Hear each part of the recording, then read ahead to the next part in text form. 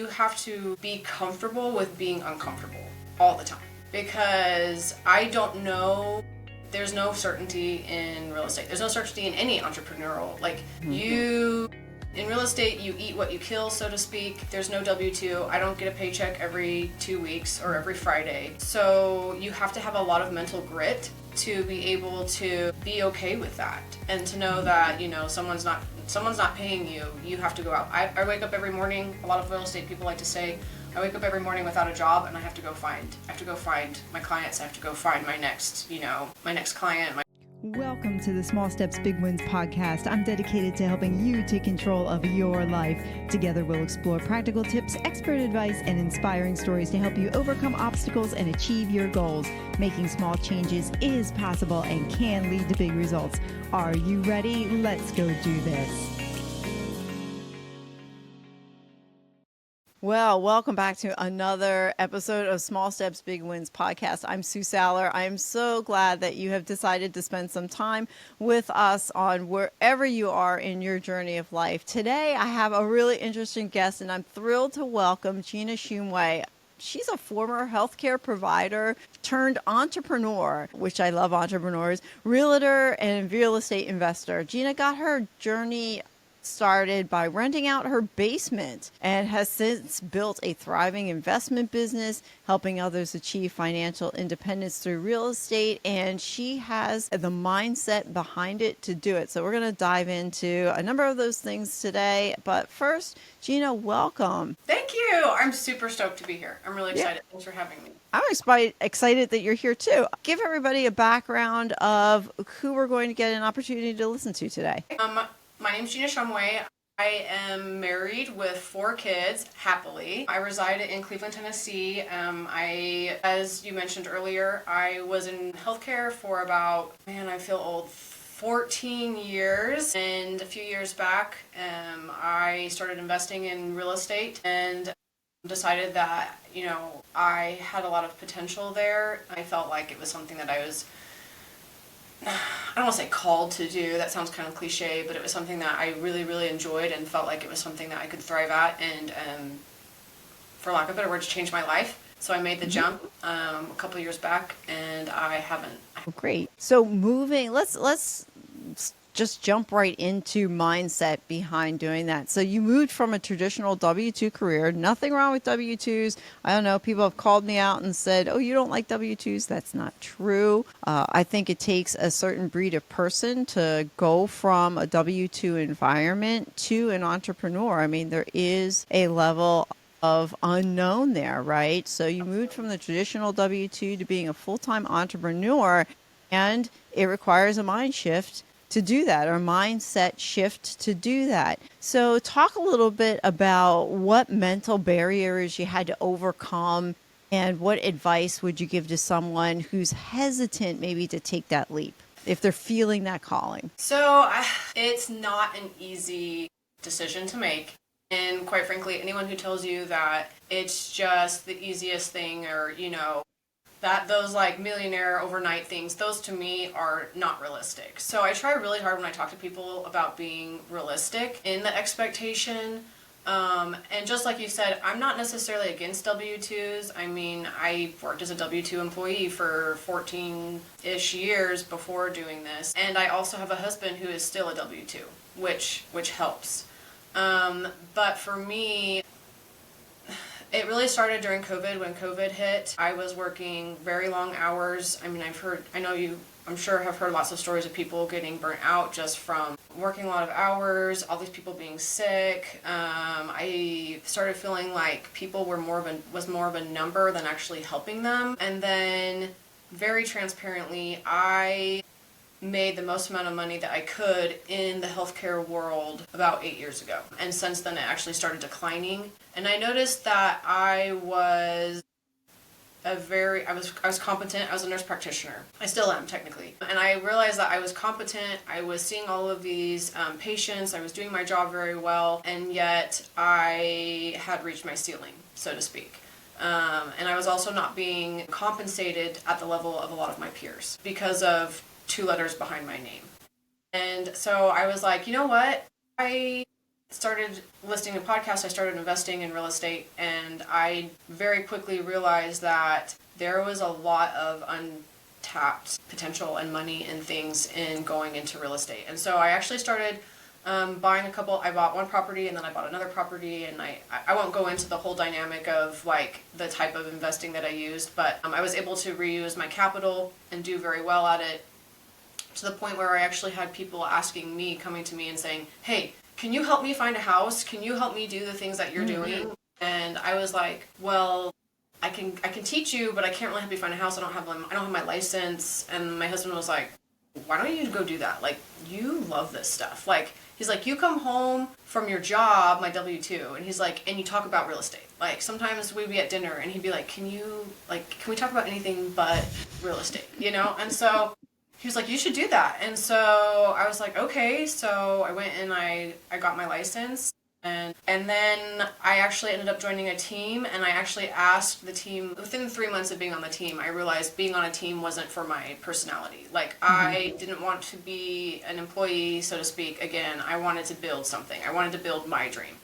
And so I actually told the team leader, hey, I love you. I think you're great. I totally, I aspire to be you, but I don't want to invest all this time in your team and then leave, and potentially I can't take my clients with me. I want to build something. Yeah. And I guess she saw something in me, and she ended up calling me back and said, would you be interested in taking over my team? Wow. And so I actually, over the course of discussions, whatever, I actually ended up purchasing her team with a partner, and building off of her team. And it's been fantastic. I've only been doing it for a short period of time, and in my first full year of real estate, I made almost twice what I was making as a nurse practitioner. Oh, wow. Wow. What do you think it was different within you that made you realize you didn't want to work in the team, but rather you wanted to be over the team? Because there's a lot more growth potential when you own a team. I saw the team leader develop her own systems and processes, so that way her agents on her team had more freedom to be able to just buy and sell real estate. We have admin, and we have processes and systems put in place. But I also I wanted the vision of being able to have my team and grow it how I saw fit. And I liked that autonomy. But as far as the mindset goes, getting back to that, there is something, you have to be comfortable with being uncomfortable all the time. Because I don't know, there's no certainty in real estate. There's no certainty in any entrepreneurial. In real estate, you eat what you kill, so to speak. There's no W-2. I don't get a paycheck every 2 weeks or every Friday. So you have to have a lot of mental grit to be able to be okay with that, and to know that someone's not paying you. You have to go out. I wake up every morning. A lot of real estate people like to say, I wake up every morning without a job, and I have to go find my clients. I have to go find my next client, my next investor, my next whatever. That's a great saying. I've been around a lot of real estate agents, and I have friends that are real estate agents. I've never heard anybody put it that way. Yeah, you wake up every morning without a job, and you have to go find. You have to go find that, and then I think a mindset shift. The other thing I will say is that people like to say, well, I'm tired of working 40 hours a week for somebody else. I want to work for myself. And I will say, there are times when I have said, I left working 40 hours for someone else so I could go work 80 hours a week for myself. So what gets you through that? I mean, what gets you through that how do you avoid the burnout, or how do you encourage yourself and talk to yourself to keep going in those 80-hour weeks? You flip to the 40-hour week job for an 80-hour week entrepreneurship.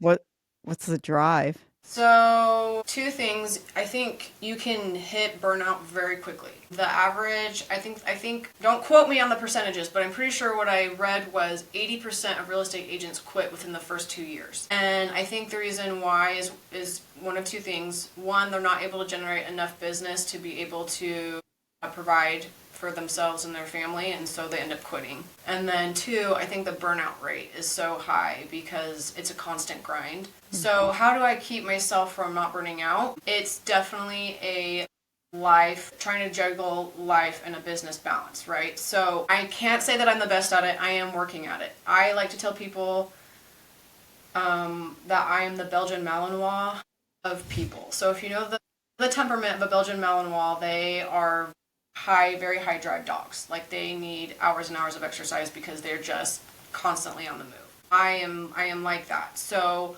I have to actually cognitively tell myself that it's time to slow down. And I will also say that it doesn't matter what kind of success you have. No success outside of the home can compensate for failure inside of it. And so I really try to make sure that I spend quality time with my husband and my children. So I am a huge advocate of time blocking. So I wake up early in the morning, we have scripture study as a family, I take my kids to school, and then I immediately hit the gym if I can. Some days I can't just because work is I have too much going on. And then I put in everything that I can in the hours that my kids are at school. I pick up my kids from school, and from 4 p.m. until 7 p.m., my phone gets put away. I become almost unreachable. I'm not perfect at that. There have been times when there's something going on and I haven't done that, but time blocking is very important. My children are very important. What do you think has been the biggest benefit out of it, or a number of benefits from you doing that, for doing the time blocking? Because it sounds like you didn't do that. Have you always been a time blocker, or did you kind of stumble across that and have it change certain aspects of your life? I've always been a very organized person. Like, I've always been very much into working out in the gym because I really feel like my physical health is very important for my mental health. And so I've always scheduled that. So like for a long time, I would wake up at 4:30 and hit the gym at 5 o'clock so I could be home to get my kids ready for school by 5. And so I'd already kind of learned that. But then one of the very first things when I actually joined my real estate team, the team leader before me, she was very much into time blocking. Like if you looked at her calendar, it was just, every hour of every day was scheduled. And so I adopted that policy somewhat, but initially I only did time blocking for like business. And then I realized that if I didn't, and it sounds bad, I really feel like if you're an entrepreneur and you own your own business, your business can become your entire life. So I time block my family. I really do. So I have time blocking in evenings for my kids. I have time blocking on Saturday. I don't miss their events. That's one of the biggest things that I love about going from a W-2 employee to working for myself is I don't miss my kids' events. I don't miss football games. I don't miss swim competitions. I don't miss wrestling tournament. I don't miss any of that stuff. So I'm able to schedule around them. For religious purposes, I do not show homes on Sunday, which is kind of almost blasphemous in the real estate world because so many clients, they say, want to see homes on the weekends when they are not working. But because I've built a team, there is always an agent that is willing to see the homes for me on Sunday. I compensate my agents for, like, if they go do something for me, I compensate them for that time. Mm-hmm. And that leaves me time to be at home with my kids and my husband. Great. Oh, that's great. That's great. What are some things, like I could see, I have tried time, I do a little bit of time blocking. Having my conversation with you is now encouraging me to go back to doing it more because I haven't been doing that much. And the reason I haven't is because I find other things are getting in the way. Or something else comes up, or something something comes in to try and sabotage how my day is going. What are some tips or tricks you do to keep life, and I'm not talking about emergency life, but to keep life from coming in and sabotaging your time block days? So one of the things that I did acquire from the healthcare field that I have put into place in my work now is what they call triaging. So in the emergency room and just in emergency type medicine, they do what's called triage. And triage is where you take, and in the medical world, you take all of the patients who are there to be seen, and you take the most critical, and then you prioritize your work and who you see first based off of how critical they are. So if they're dying, obviously they're a level 1, like they're dead. Like if you do not take care of them right now, they're gonna die. So like you take care of them first, and then you work down the row until it's somebody who can wait. And so for me, every morning, sometimes I do it at night. Usually it's in the morning when I first wake up. I keep a to-do list. I have an app on my phone that has all of my to-dos, and I literally go through and I prioritize them. So I have the stuff at the top, and then I work it all the way down to the bottom. And my time blocking, I have some that are basically like there is nothing that prioritized, like that gets to go over that. Okay. And then I have some that, I time block specifically for those items that are on my list.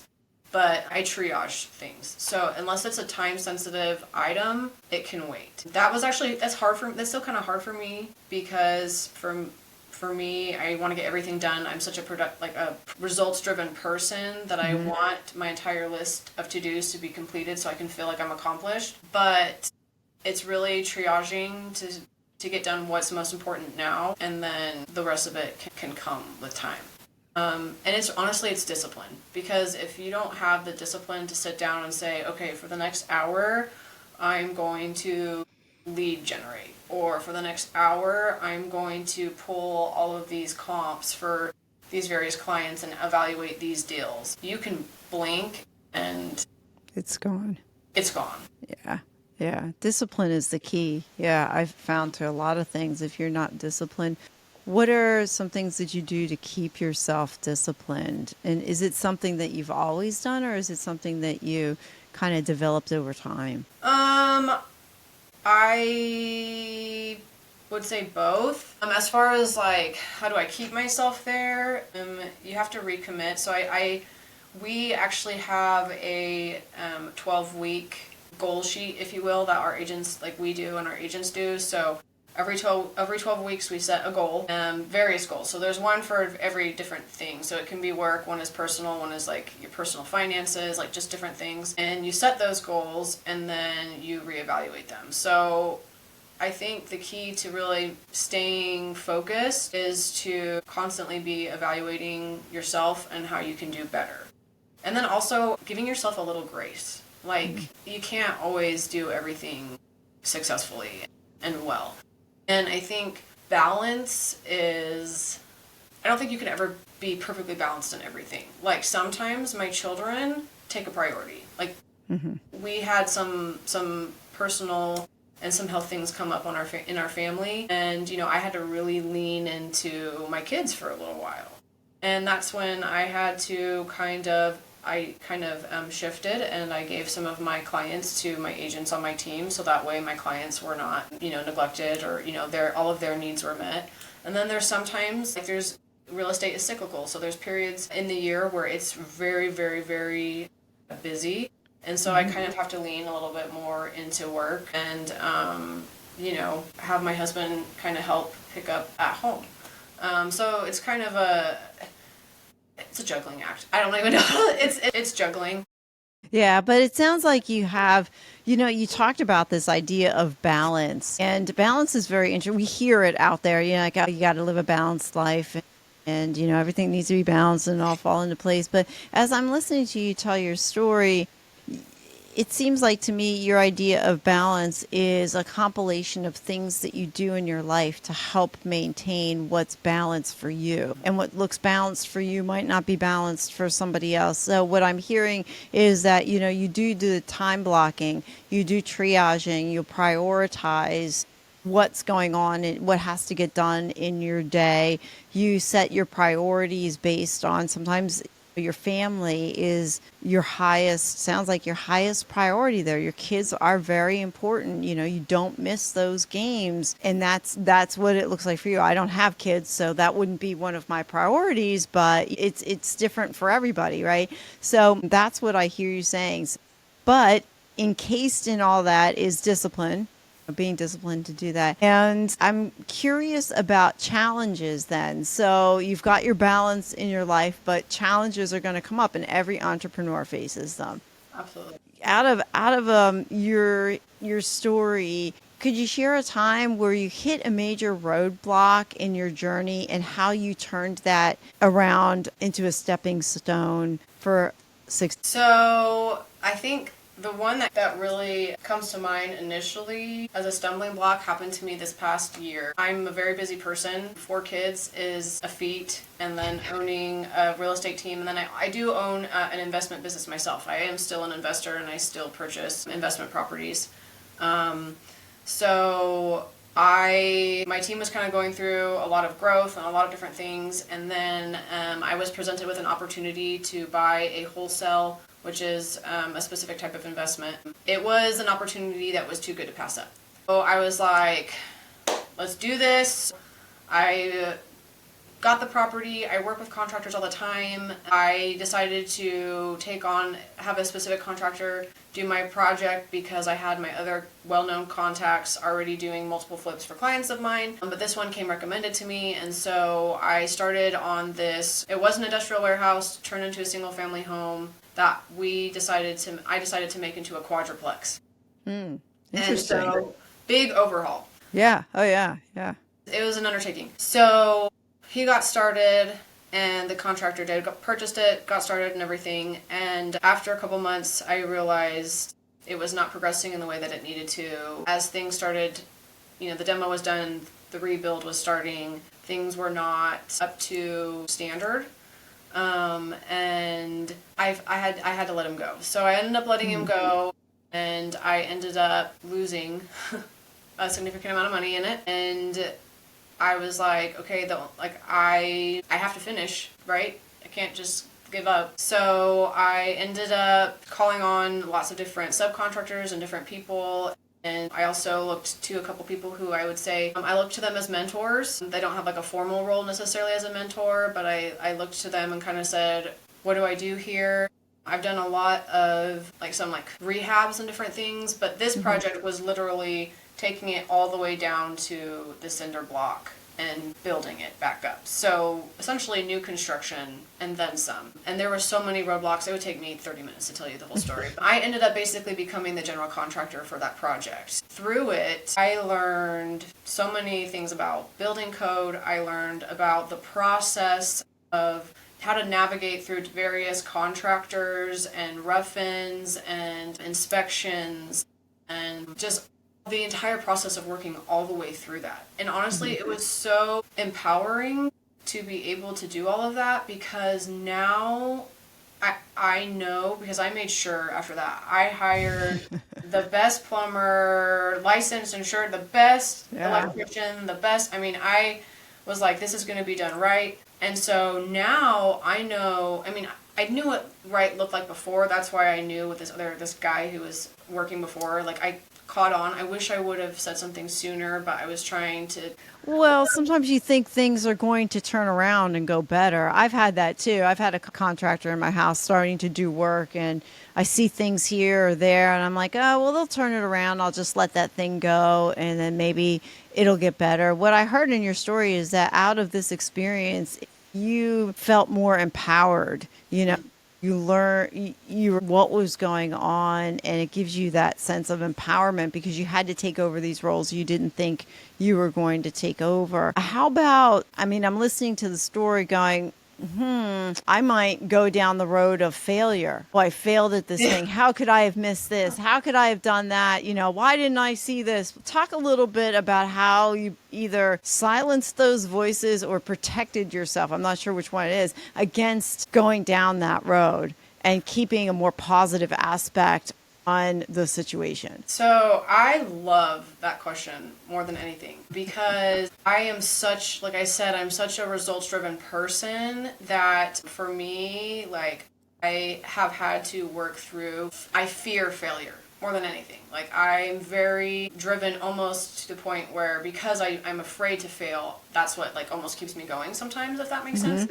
And so absolutely, with this particular project, I bought it through with my, I have a partnership on this project. And so I have 2 other partners. And I actually went to them and I was like, I am so sorry. I really, I failed. I chose the wrong contractor. We're losing all this money. Like, I am so, and I honestly, like, I had done multiple rehabs well before. So I was like, where did I go wrong? And like, oh my goodness. And it was it was a significant, that's how I looked at it. It was a failure. And so my partners actually, and my husband, all of them were like, Gina, you took on something that most people, like, you're not a like, you didn't go to construction. Like, you don't have a bachelor's degree in construction management. Like, you didn't know how to do all of these things. And like, you took the leap of faith and you did it, and you're not done yet. Like, and like, keep going. Like, we're going to figure this out. And it's not, and that's one of the things about, and that's what I teach my clients. That's one thing about real estate is, and any kind of construction is, you can always fix it. It might be costly, but you can always fix it. And so it's a good perspective. Yeah, and on anything, really. You can always turn around and fix something. Every problem has a solution, and everything you have a problem that you can fix. I love it. And I love that. You only fail when you stop trying. And so I got myself back up. I picked myself back up. I went to the job site. I got the contractors. I negotiated. Like, I did all of that stuff, and it's now done. And it's I'm in the process. I just finished it just a little while ago. I've got 2 out of 4 units rented. Somebody's looking at one of them. I'm pretty confident it'll be rented. So I'm very hopeful that it will be fully rented by beginning of March. And amazingly enough, even with all those, everything going on, it should cash flow splendidly. That's great. Congratulations. And thank you. And I'm so grateful for that, because not just that it worked out, but like I said, like, there's so many things that I learned, and honestly, relationships that I built with those contractors, that I already had a good team in place for my clients, but I feel like I can take so many things that I learned from that. And now when I go see homes for clients, like, I already was able, I mean, I've done this for a little while, I was already able to kind of say, oh, well, there's an issue here, or this little crack, like, I'm worried about this, like, we need to get a foundation person to come look at this. But like, and I used to be able, like, I would have to kind of guess what I thought rehab was going to be, but now, I mean, I've done it down to the nitty gritty enough times that I can look at something and I can walk into a place and say to my client, I think it's going to cost you about this amount. And I'm able to really analyze properties well and speak to what is a good purchase and a good investment and what isn't. And so, did I do it perfectly? No, I didn't do that job perfectly, but it's going to make one heck of an investment. I mean, it's going to do great, in multiple ways. How did you feel at the beginning of that project, and then now you're on the other side of it? How do you feel? So I was really excited to take it on when I first purchased it, because I just thought it was going to be this fantastic thing. I mean, I've always done single family homes, and they're smaller and they don't take as long, and I knew it would be more work, but I had no idea the level that I was taking on. My electrician actually told me, this will be the hardest job that you ever do. Like, this project will be the most difficult of all that you take on, because from here on out, you'll know how to do the larger stuff, and you'll know how to do it well. And so I would say I started as excited, and then I was insanely overwhelmed, and then I slowly, like, became more, like, what's the word I'm looking for? Gained perseverance, like, if that makes sense, and more confidence in myself. And by the time when I finished and I walked through that property, I did a video. It's actually on my Facebook and my Instagram, but a video that shows before and after videos of all of it, and walkthroughs of the exterior and walkthroughs of the interior, and the insane amount of, like, accomplishment that I feel. And I don't want to say pride, but really and truly, like, I am proud of that accomplishment. That you can be proud of something that was that difficult to walk through. I'm listening to the story. What I don't hear, and maybe it was a thought in your mind, did you ever think about giving up on it? And then what kept you going if you did? I really and truly never thought about giving up, because I didn't have. That wasn't an option. It wasn't an option. Okay. All right. And so, what's what's your mindset then if you have something where walking away is an option, but you keep going? What drives you? I've never quit anything in my life. I've always, even when I was younger, if I didn't like something, my parents always said, well, you need to stick it out until like you finish the season, or you need to stick it out until, whatever, because that whole whatever doesn't kill you makes you stronger. I would say it, there are some things that maybe are not good, but I feel like as long as what you are doing is going to help you accomplish your ultimate goal or what it is that you want, don't give up. Now, there are things that I think if you find, like, I have had things that are in my life that because now I'm busy enough and I triage things in my everyday life. I don't watch TV. I truly, I don't. I look at it as a time waste and a time suck. It doesn't provide me with any type of fulfillment, and so I don't watch TV. There's things that I have looked at in my life and said, you know what, that doesn't fulfill me. It doesn't contribute to my life, so I'm gonna. I guess you could say I quit that. Mm-hmm. But as far as like most things, I would say the internal dialogue that I have is, Gina, you can do hard things. Like you know how to do hard things. You're gonna get through this just like you've gotten through everything else. And I hope you don't mind me bringing it up, but my faith.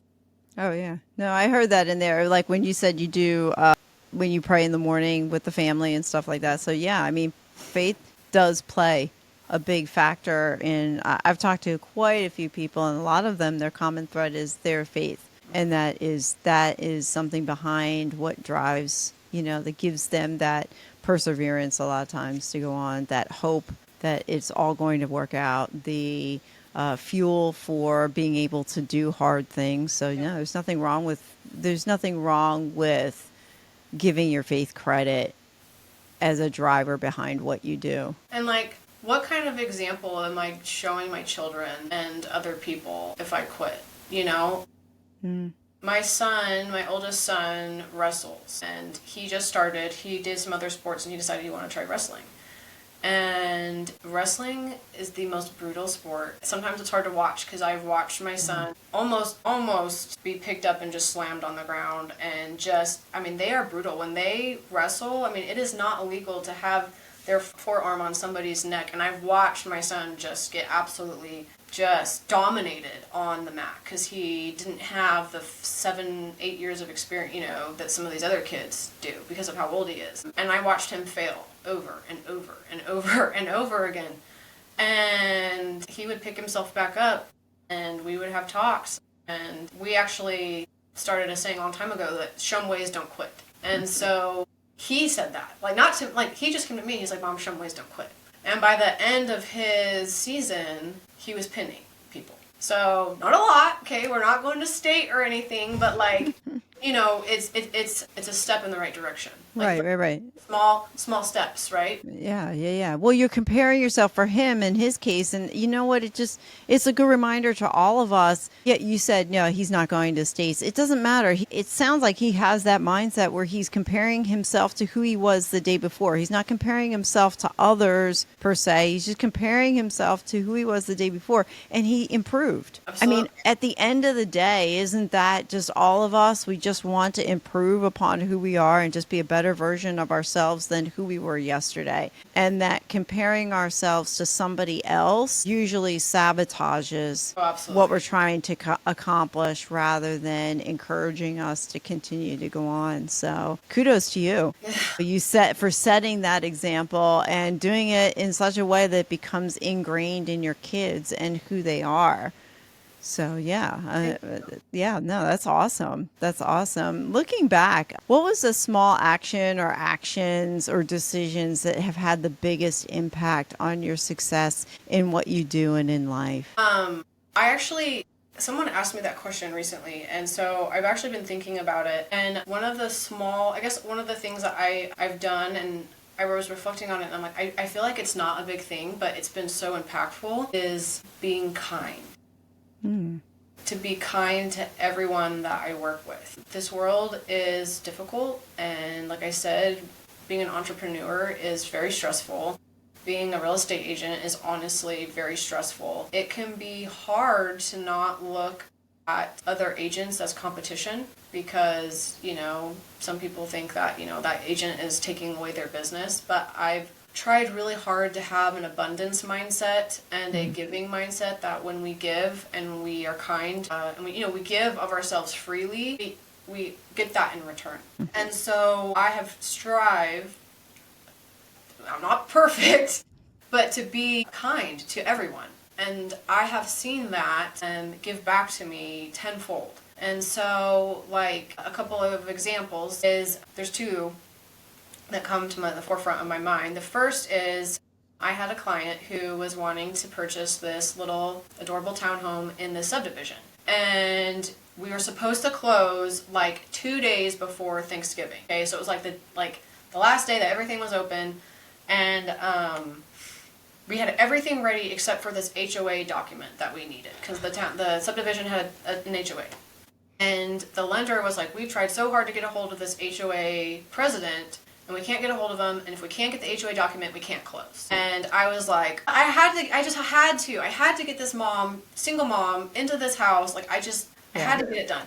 And so I was like, I need the information. Like, do you have the information of the HOA? So the lender sent it to me. I called the HOA president. He didn't answer. And I just left this voicemail. And I was like, if you have any compassion in your heart, please, like, I have this single mom. She wants to be in this house. Like, is there any way that you could please get this to me? I know it's right before Thanksgiving. Please call me back. I mean, I was practically groveling. Yeah. So he ended up calling me back, and he was like, I did get this email from the lender, but to be quite frank with you, they've been, I'll substitute words, difficult to work with. Mm-hmm. And he was like, quite frankly, I have a very busy day, et cetera, et cetera. Like, I don't appreciate the way that I was treated, is like his response back to me. And I just said, I can't speak for them. I can't speak for anyone, but I can speak for me and for my client. And we desperately need this document. Like, please, if you would, like, if you could just send it to me, I would be so appreciative. Please. And so he was like, okay, well, I'll be back in my office in like an hour, and I'll see if I can send it to you. And sure enough, like an hour later, it ended up coming into my email, and I was able to get it closed. Wow. But that's not where it ends. So I ended up calling the HOA president, who I found out was actually the builder of that subdivision, because the subdivision isn't finished yet. He still is developing it. I ended up calling him the day after Thanksgiving and just saying, hey, I appreciate what you did so much. Like, you helped make someone's Thanksgiving. And then I just said, very casually, I said, if you ever have any real estate needs, I was like, I hope how I advocated for my client and how how hard I worked for her, shows you that I will work for my clients. If, how hard I'm willing to, work for them if you need anything. And he said, call me on Monday. So I said, okay. Wow. So I called him on Monday, and I now represent him and his townhomes in that subdivision. Wow. Congratulations on that. So it's just a wonderful, beautiful example of something that you deem a small step, and that's just being kind to everyone, is not really a small thing. It starts in small. Here's how I see it. It starts in small actions. You don't have to have a big, grandiose action of kindness, but the ripple effect of kindness goes in directions that we can't often imagine or predict. Absolutely. So I love that story. I'm so happy that you shared that, because I hope that encourages others to, it also shows that you never know what's around the corner by one small act of kindness. And you have this passion for helping others. Like, I can hear that common thread in there. What drives your passion for helping and empowering others? Well, I'd say it's multiple things. One is, my faith. Again, I feel like when I'm serving my fellow man, I'm serving God. I came from parents who came from very, very humble means, very, very humble means. And my mom was a stay-at-home mom, and my dad worked really hard to provide for the family, and he did a great job. And, I was able to have a lot of experiences that I know a lot of people haven't, but I was able to, see our lives change. Even though my dad provided a lot, I actually, over the last few years, have learned so much just stepping outside of the W-2 mindset and becoming an entrepreneur. I've learned not just real estate investment strategies, but just all different types of financial strategies. Ways to kind of diversify and to grow wealth, generational wealth. And I can't tell you how many times I've thought, man, if I wish I would have known this, 15 years ago. I wish I would have known this, so many years ago. I would be in a completely different place, financially. It's already significantly impacted my life. I mean, just a few years ago, I had my primary home and that's it. And now I'll have 8 doors in just a couple of years. So, just give me another 5 to 10 years and, I hope that will just continue to grow exponentially. And so to me, like, I've helped multiple people purchase their first investment home, and I now, with a few, I have helped them from their first to their 6, 7, and there's something that's so rewarding about teaching people how to build wealth and then also just obtain financial independence in ways that they didn't think possible before. I love that. I love when my clients, they buy a property and then, they get it rented or whatnot, and then they come back to me and say, "Hey Gina, I just finished my next one. I'm ready to find the next one. Let's go." I have one client who she loves to say, she's so funny. She loves to say, "Let's go shopping," and I don't know. It's just, It's great. it's just, I don't know if I call it necessarily paying it forward because it is my livelihood, but there's a reward to that. Like it's maybe not saving them from a disease or a sickness, but it's helping them in another way that will have an impact, I hope, not just on them, but their posterity. And I think that's great, and I do help people with their primary residence as well. Like I have friends who I've helped them buy like their first home or help them upgrade, or I've sold things for them, and that's also rewarding too. Like I love when you walk in and somebody finds their home and they're like, "This is the one," that's really fun. It's like being a part of. There's something about that helps. You're helping people, like you said, pay it forward. You're having that generational perspective on what it is that you're helping people with, and you've got a couple different avenues in which you can help them. I think that's really cool. I mean, that's threaded in your desire and passion to help others and to see them grow and win as well. Absolutely. So, yeah, I love it. As we wind down a little bit, I'd like to ask all my guests the same 3 questions. So I'm curious as to what you would share from your perspective. So the first is, share a book or resource that's had a significant impact on you. This is probably, I don't know if you hear this one a lot, but Rich Dad Poor Dad. Oh yeah. Love that book. That one completely changed my entire outlook on life. It wasn't that long ago that I read it. I think maybe 5 years ago. Yeah. Completely changed my life. Rich Dad Poor Dad. The other one is The Burr Method by David Green, and that's a real estate investing book. It taught me a ton about what I know now, and I would highly, highly recommend it. Yeah, that's cool. The Rich Dad Poor Dad, I read that one a number of years ago too. It does alter your perspective. If you have an open mind about finances and about cash flow and things like that, it's a really good book. I had the privilege of being able to meet Kim Kiyosaki, who is Robert Kiyosaki's wife, a couple of years ago at a conference that I went to. So I got to see her speak. Yeah, that was pretty cool. And David Green, who wrote The Burr Method, I saw him speak last year at a conference. Really nice guy, down-to-earth guy. So down to earth. Yeah, has a lot of great content out there and just a giving individual as well. So both really good.